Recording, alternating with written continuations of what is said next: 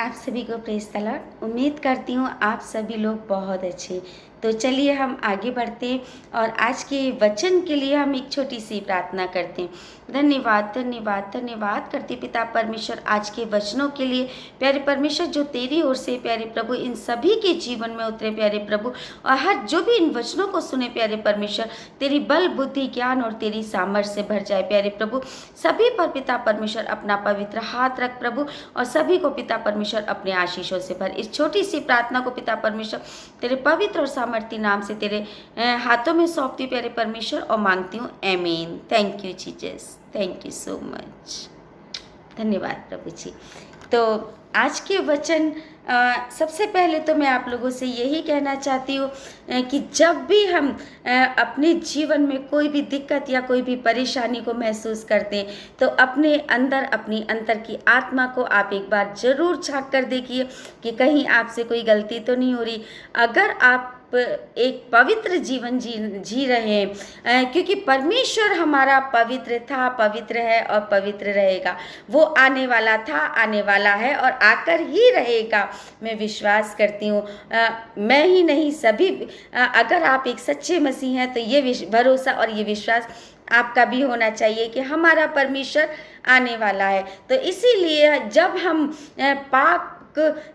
पाक साफ और पवित्र होकर उस परमेश्वर को पुकारते हैं और उससे प्रार्थना करते हैं, उसको धन्यवाद की भेंट चढ़ाते हैं और फिर हम उससे मांगते हैं, तो परमेश्वर हमको हमारे मांगने से ज़्यादा दे देते हैं। आमीन। Thank you Jesus. क्योंकि हमारा भरोसा उस परमेश्वर पर होना चाहिए कि वो ही हमारा उद्धार करता, वो ही हमारा सच्चा परमेश्वर है।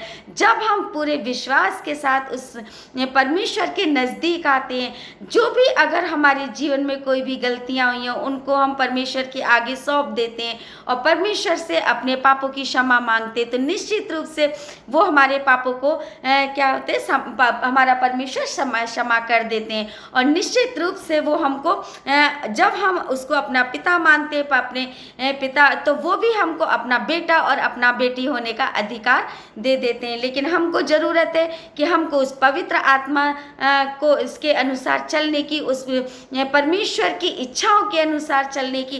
क्योंकि अगर हमारे जीवन में कोई भी गलतियां हो रही हैं, अगर हमारे जीवन में आज भी, जैसा कि हम निकालते हैं मत्ती की पुस्तक का, हम लेते हैं 15 का 19, क्योंकि बुरे विचार, हत्या, परस्त्री, गमन, व्यभिचार, चोरी, झूठी गवाही और निंदा मन ही से निकलती है, और ये ही है जो मनुष्य को अशुद्ध करती हैं। परंतु हाथ बिना धोए भोजन करना मनुष्य को अशुद्ध नहीं करता। अगर हमारे जीवन में ये सारी चीज़ें हैं, अगर हम अपने जीवन में निरंतर इन गलतियों को करें, तो आप पवित्र आत्मा को कभी भी नहीं पा सकते, आप उस परमेश्वर के आशीषों को कभी नहीं पा सकते। इसीलिए अगर आपको, अगर मुझको, अगर आपको, अगर हम सभी को उस पवित्र आत्मा को पाना है, अगर हम विश्वास करते हैं कि हमें सच में हमारा परमेश्वर हमारा उद्धार करता है, हमारा परमेश्वर हमसे प्यार करता है, हमारा परमेश्वर हमको अपने पास बुलाता है, तो हमको, मेरे भाई मेरे बहन, इन सारी चीज़ों से हटकर उस परमेश्वर के निकट आने के लिए अपने आप को शुद्ध और पवित्र बनाना होगा। क्योंकि हमारा परमेश्वर पवित्र है, पवित्र था, पवित्र ही रहेगा। हमारा परमेश्वर, जब परमेश्वर ने हमको अपने ही स्वरूप में रचा है, क्यों? क्योंकि ताकि हमारा हृदय पवित्र हो, क्योंकि हमारा परमेश्वर पवित्र है। तो उसी तरीके से जब उसने हमको अपने स्वरूप में रचा, तो परमेश्वर चाहता है मेरा बेटा मेरा बेटी भी मेरी तरह से बने, मेरी तरह से वो भी पवित्र है, वो भी उसकी भी जीवन में वो शुद्धता हमेशा बनी रहे। अगर आप इन सारी गलतियों को करते हैं, जैसा कि हम देखते हैं मत्ती की पुस्तक में, अगर हमारे जीवन में बुरे विचार हैं, हत्या, अगर हम दूसरों के प्रति गंदा सोचते हैं, दूसरों के लिए उल्टा सीधा, आज इसको मारना, आज उसके लिए ऐसा करना, आज उसके लिए ऐसा करना, तो हमारे जीवन में पवित्र आत्मा कभी भी काम नहीं कर सकती। अगर हमारे जीवन में परस्त्री गमन का मतलब व्यभिचार करना, अगर हम अपने जीवन में इन चीज़ों को लेकर आते हैं, तो हमारे जीवन में कभी भी परमेश्वर की सामर्थ्य नहीं आ सकती। अगर हमारे जीवन में चोरी, झूठी गवाही देना और निंदा करना। अगर हमारे जीवन में आज इसका धन चुरा लिया, आज वहाँ से वो चीज़ चुरा ली, जरूरी नहीं है कि हम किसी के पैसा ही चुरा रहे, जरूरी नहीं कि हम किसी का धन ही चुरा रहे। हो सकता है कि हम किसी की अंतर आत्मा की चोरी, जो कि हमने किसी का दिल दुखाया, वो भी एक चोरी करने के ही समान है। सॉरी, वो भी एक चोरी करने के ही समान है कि हमने उसको दिल को दुखाया, हमने उसके मन को चोरी किया है। जो व्यक्ति अगर हमारे लिए कोई अच्छा सोच रहा है और हम उसके लिए गलत भावना रखते हैं, अगर हमारे जीवन में ये सारी चीज़ें हैं तो हम कभी भी परमेश्वर की सामर्थ्य को नहीं पा सकते। अगर हम किसी के लिए झूठी गवाही दे देते हैं, जैसे कि अगर बाई चांस से किसी ने वो काम नहीं किया और आप किसी के सिखाए में आकर, किसी के बहकाए में आकर के अगर आपने उसके प्रति झूठी गवाही दे दी, तो हो सकता है कि उस झूठी गवाही से उस इंसान का जीवन बिल्कुल ही नष्ट हो जाए। हो सकता है कि अगर आपने कुछ ऐसा गलत उसके लिए बोल दिया हो, आपने किसी से उसके बारे में कुछ गलत बोला है या किसी से कुछ उसकी चुगली की है, यानी कि झूठी गवाही दी है, तो हो सकता है कि उसके जीवन में उन बातों से बहुत बड़ा संकट भी आ सकता है। तो ऐसा कभी ना करें, ठीक है। किसी की झूठी गवाही और निंदा मन ही से निकलती है। ये ही है जो मनुष्य को अशुद्ध करती हैं। मेरे भाई मेरे बहन, जरूरी नहीं है कि अगर हम भोजन कर रहे हैं तो हमारे हाथ शुद्ध होने चाहिए। सबसे पहले हमको अपने मन को, अपने हृदय को पवित्र कीजिए। वो ही एक हमारा सबसे अच्छा, एक जरूरी नहीं है कि जिस समय अगर हमारे हाथ गंदे हैं, हम उन हाथों को तो हम धो रहे हैं, लेकिन हाथों का मैल तो आपने छुड़ा दिया, लेकिन जो मैल आपके अंदर, आपके मन में भरा हुआ है, उस मैल को पहले धोइए मेरे भाई मेरे बहन। उस मैल को धो करके अपने हृदय को शुद्ध कीजिए, तब आप एक परमेश्वर के बेटा और बेटी कहलाने के योग्य हो सकेंगे।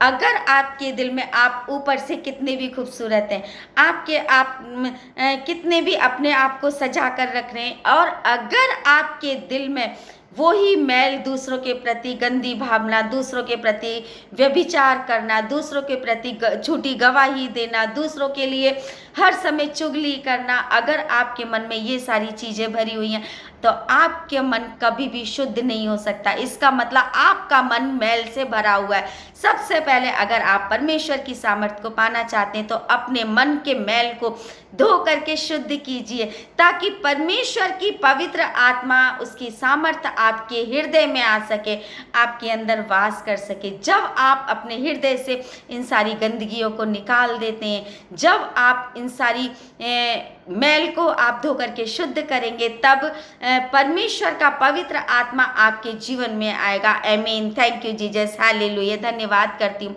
आज के वचन के लिए। तो मेरे भाई मेरे बहन, मैं बहुत ज़्यादा लंबा वीडियो नहीं खींच रही, क्योंकि आप लोग भी सोचेंगे कि सिस्टर पता नहीं क्या इन बातों को बोल रही हैं, लेकिन जितना मैंने आप लोगों को बताना था आपको बता चुकी हूँ कि अपने जीवन से अगर आप पवित्र आत्मा की सामर्थ्य को पाना चाहते हैं तो अपने हृदय को धो करके शुद्ध कीजिए। अपनी ऊपरी सुंदरता को नहीं, अपने मन को, अपने हृदय को सुंदर बनाइए। अपने आप को बाहर से नहीं, अपने अंदर से खूबसूरत बनाइए। जब आपका हृदय, आपका मन सुंदर होगा तो नेचुरली आप बाहर से भी खूबसूरत नजर आएंगे।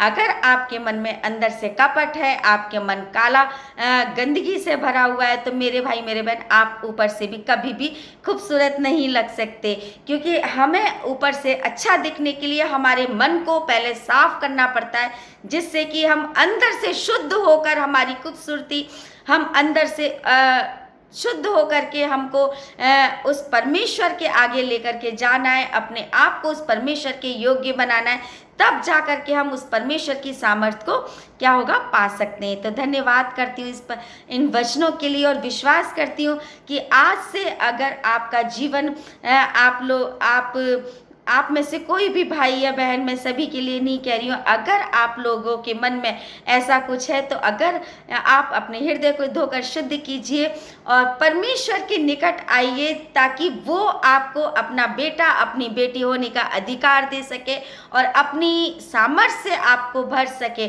फिर जो आप चाहोगे, परमेश्वर से जो भी आप मांगोगे, जो भी आप चाहोगे, आपके लिए वो परमेश्वर बिना मांगे ही आपके जीवन में वो सारी चीज़ें मिल जाएंगी। थैंक यू जीसस, धन्यवाद करती हूँ।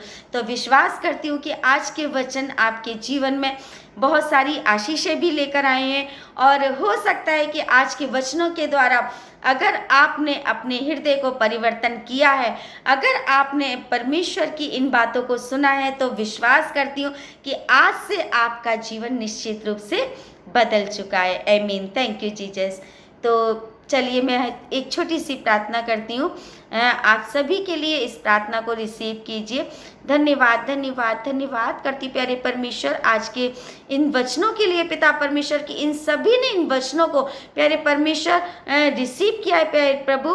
अब जब इन्होंने इन वचनों को रिसीव किया है प्रभु, और तेरी सामर्थ्य से पिता परमेश्वर इनके अंदर उतरी है प्यारे प्रभु, तो अपनी सामर्थ्य से अब इनको प्यारे प्रभु इनको भर पिता परमेश्वर, और इनके जीवन में उतर पिता परमेश्वर, तेरी पवित्र आत्मा इनके जीवन में आए प्रभु जी, और इनके जीवन से जो भी गंदगी है, जो भी बीमारी, जो भी परेशानी है, जो भी किसी भी बात की दिक्कत या परेशानी है प्रभु, वो इसी समय तेरे नाम से हमेशा के लिए इनके जीवन से रिमूव हो जा। तेरे पवित्र आत्मा प्यारे परमेश्वर आज से इन सभी के जीवन में काम करने पाए। धन्यवाद करती पिता परमेश्वर, इस छोटी सी प्रार्थना को प्यारे प्रभु तेरे पवित्र और सामर्थी नाम से तेरे हाथों में सौंपती हूँ और मांगती हूँ। आमीन। Thank you Jesus. धन्यवाद करती प्यारे परमेश्वर कि आपने इस प्रार्थना को सुना प्यारे प्रभु, और हर प्रार्थना का उत्तर पिता परमेश्वर तूने हाँ और आमीन में दिया प्यारे प्रभु, इसके लिए मैं तुझे धन्यवाद करती हूँ। Thank you Jesus, thank you so much. धन्यवाद प्रभु जी।